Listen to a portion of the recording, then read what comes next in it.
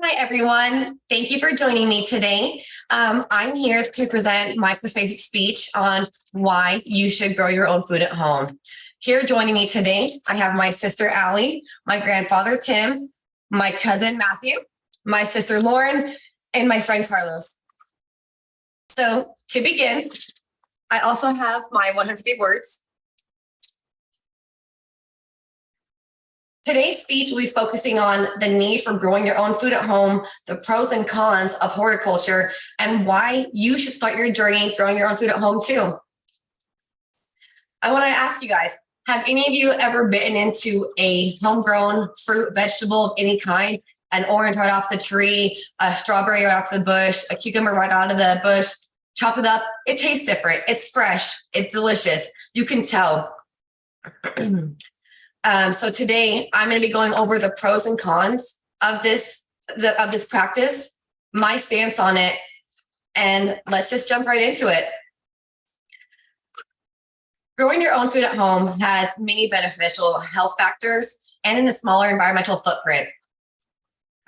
Some of the advantages that I have found while doing my research, going through university articles, government websites such as the USDA.foodwaste.com, I found that some of the advantages is that gardening at home keeps you active and healthy.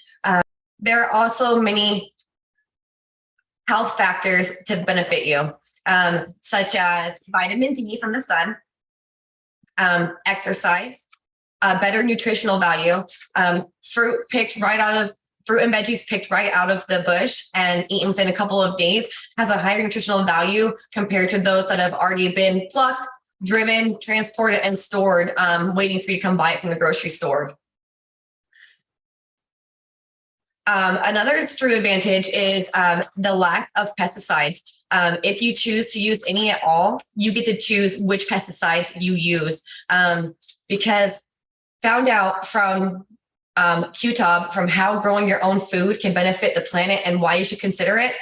It says now the EPA considers 60% of all herbicides, 90% of all fungicides, and 30% of all insecticides carcinogenic. That means it causes cancer. That's a big number. Those are all big numbers. So if you can avoid those and determine what you're going to be ingesting, you should. You also get to choose what kind of soils you use, whether it's organic or your own mulch that you create from other leftover organic waste. The other benefits are for the environment. You have a huge reduction in plastic waste and the amount of gas, fossil fuels being consumed on a regular basis. QTOB also talked about how at least 1,500 miles one way goes into the delivery and transport of produce to your grocery store. That's a lot. It also has a great financial aspect that has long-term savings in mind.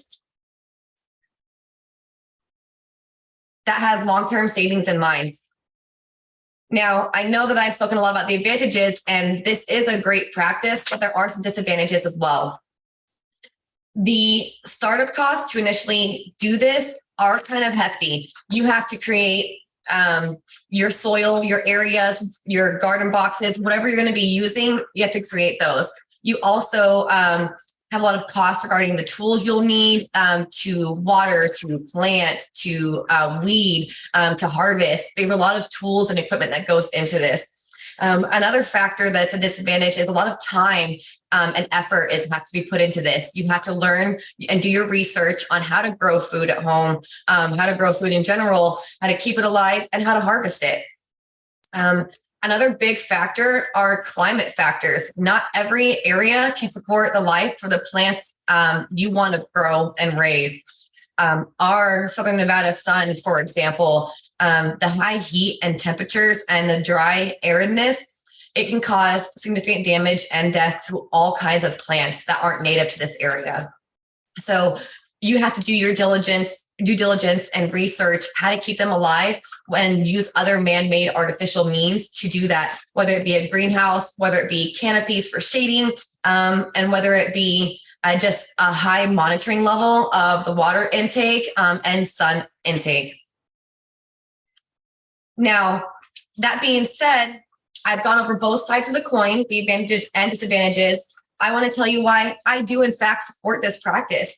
I myself have started growing my own food at home. My children and I love picking the berries off of our strawberry plants. The tomatoes that are nice and ripe and grow juicy, we have so much fun watching them, cultivating the plants, watering them. It's a great practice. I thoroughly enjoy it. The food tastes better, and there's no need to wash it because we don't use pesticides, other than if there's dirt on it.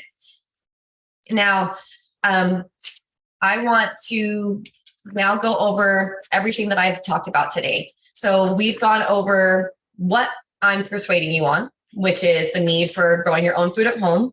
I have gone over the advantages, which are a smaller environmental footprint, great health benefits, and also a long-term financial aspect. We've also gone over the cons. We have some high intake startup costs. We also have the disadvantage of the time and effort needed to research and put into this project. And we also have the climate factors. You know, you have to really stick through it and find out what works for your plants. Now, that being said, all of these things come together with just like everything in the world, saying that some things are good, some parts are bad. But overall, I believe that the benefits outweigh any cons that we have here. And I believe that you too should start your journey growing your own food at home to reap the rewards.